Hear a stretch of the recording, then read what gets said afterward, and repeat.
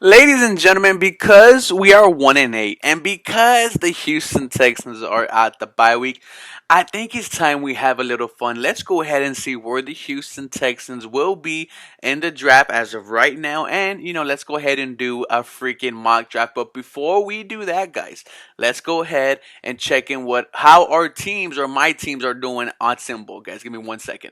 One thing I wanted to show you guys with this symbol is just how, I get paid. So obviously, you get paid if the team is winning, right? You get 10 cents for every share that you have. Since the Houston Astros had a good postseason, won a couple games, I was able to win almost 40 cents. That's how much I've won so far from the Astros. From the Rockets, I do own 4 shares of them. And you see the record here, 1-9. Only won one game, 10 cents a share. And sadly, the Houston Texans just really haven't won a game, since I bought this. So not going good for the Houston teams, but I'm in it for the long haul, ladies and gentlemen. I am embracing the tank for the Texans, embracing the tank for the Rockets and the Astros. I'm just waiting for next season.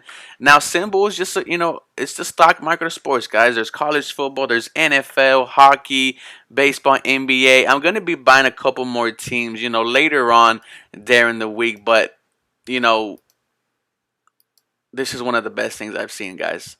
To be able to actually own a part of a football team and then, potentially make some money out this, guys, is I think very cool. So if you wanna, get in on that, guys, I'm gonna drop the link down below in the description. Feel free to check it out, get started, and let me know, who you got. Did you buy, the teams from the Houston, area, or did you go outside of the country? Let me know. And just like last time, guys, we're going to go ahead and do the Texans and the Dolphins because we do think that's where Deshaun Watson will, at the end of the day, we do expect them to be a Miami Dolphin. Now, the Lions are going Kevon Thibodeau here. I do think the Houston Texans need to beef up their defense. I do want them to go defense heavy in this draft.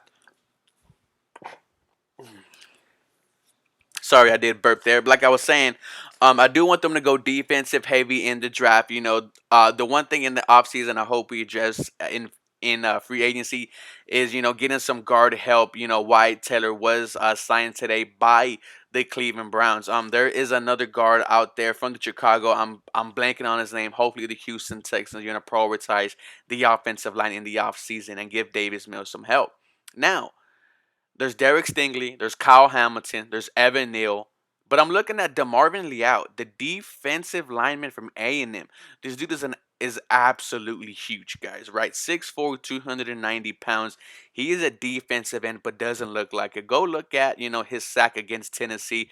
Absolutely manhandled the left tackle and just, got to the quarterback and destroyed him. He's 17 stats in his last 23 games played. He is someone I think could come in day one on the opposite of Jonathan Grenard and eat, man. Jonathan Grenard is one of the bright spots of this team so far. I also like, the interior linemen, the Ross Blacklock, Malik Collins, Jaleel Johnson, Big Sexy, Roy Lopez. So getting someone alongside of them in DeMarvin Leal, who could potentially develop into just a beast, a Pro Bowl type player. I want to build this defensive line, man. I do like Derek Stingley. Kyle Hamilton is someone I always, hesitant with taking that too. But to get this defensive end, dude, the Houston Texans need that. They need another pass rusher. Aiden Hutchinson is someone I think could be very good, in this league. But at pick number 9, potentially, Matt Corral goes 6 to Washington. That's a bit of an overreach. Evan Neal is still there if you want to take a offensive tackle. Andrew Booth Jr., the cornerback from Clemson, is a dynamic guy. But I'm looking at Kaiir Elam, the guy from Florida, 6'2" guy. One thing about him is he likes to be left on the island. He's not scared to go one-on-one with the top guy. He's 193 pounds. He's a good in the open field. I wouldn't mind if I get a franchise DN and a franchise cornerback, in the same draft. And this is the potential that you have, right, with trading Deshaun Watson. You have, a lot of people who could potentially change this team. I do like Kaiir Elam, someone who also might, take a little Eyes off him is Garrett Wilson, the wide receiver from Ohio State. This dude is an absolute baller. His friend Chris Olave on the other side of him, as we see, went right before him. But I do think that we might see an emergence in Nico Collins in year two. We haven't seen it so far yet. It's because he was out with the injury. I do want to see more of Nico Collins. I want to take Mr. Caillou Elam as the next cornerback for the Houston Texans.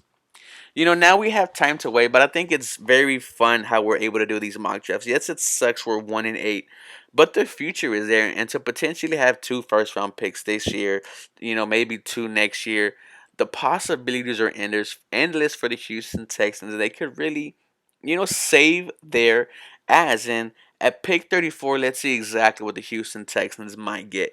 Now we went defensive lineman, we went cornerback. Do we want to get someone like Tyler Linderbaum? No brainer. This is the center from Iowa that everyone's been raving about.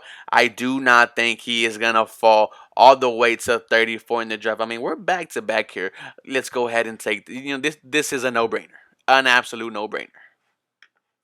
And at 35, do we want to take Nakobe Dean? We took him last time. Daxton Hill, the safety from Michigan, is damn good. Jordan Battle, the safety from Alabama. Do we want to tie someone alongside of Justin Reed and build these guys? Or do the Houston Texans need to look at position players? Kenneth Walker, I think, is one of the best running backs in the I'm sorry, is one of the best running backs in college football. But at 35, man, it's best player available. And Darren Kennard, starting offensive tackle. Do I want to take him? I don't know. I have Titus Howard. I do have, Laramie Tunsil. And I just, took Tyler Linderbaum. I like Christian Kirksey and Kruger Hill. But if I'm going to hope to God that my secondary is rebuilt, I want to go ahead and take Jordan Battle. I will do some more research on Mr. Daxton Hill later. But, man, this is a tough one, actually. Actually, I'm going to go ahead and just go to Kobe Dean here. I know I took him last time, but the Houston Texans, Christian Kirksey is up there in age, and I don't know who might be alongside him. Maybe it is Nakobe Dean, because I do see the other two safeties, left that could potentially be starters like Jordan Battle. Let's see exactly where we at now. It's gonna be a good minute, maybe 66. But fun draft so far, right? We drafted, defensive heavy, like I said. We got a stud defensive lineman, one of the best corners in the draft, was the best center in the draft, and one of the best cover linebackers in college football. Now, here we go. Running backs. The last running back we took from UCLA, man, absolutely hurt my heart. I'm looking at someone who's big, a big running back. Not that big, but at 6 feet, 215, you're homegrown, man. I want to see the Houston Texans take, a running back from the SEC. Bring me Isaiah Spiller, man. I'm very high on this guy. Notice how I haven't really gone any running backs here. I'm sorry, any wide receivers here. Maybe if one just surprises us and it falls, I'm sorry, like Garrett Wilson, like I said, the only guy who's taking me off there. But Isaiah Spiller, wouldn't mind getting him, man. And I like this, right? You go defensive heavy, and then you get, places of need on your offensive line. I love Justin Britt. Is he the future? Absolutely not, right? Tyler Linderbaum could definitely be that guy. Everyone's hyped about him. We saw him run fast as fuck, towards towards one of the games at 86, right? Do the Houston Texans, what do they have, right? Do we need offensive tackle? Do we go best player available? Let's go ahead and see. I'm definitely not taking a tight end. Do I want to get another linebacker? Do I want to try to get another offensive tackle? Zion Nelson. He's a potential third-year starter at left tackle. I have good tackles. Should we get Mike Jones, the linebacker from LSU? You have to go best player available here. And at 86, right, like I said, Christian Kirksey, I don't know here, boys. I'm sorry if I'm stumbling. You go Running back, linebacker. We went heavy linebacker in free agency.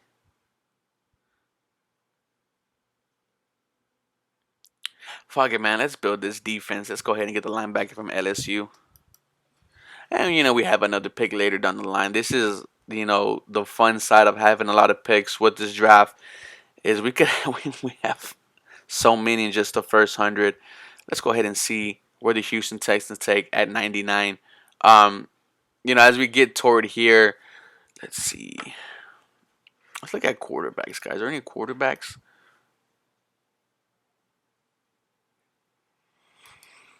Let's see.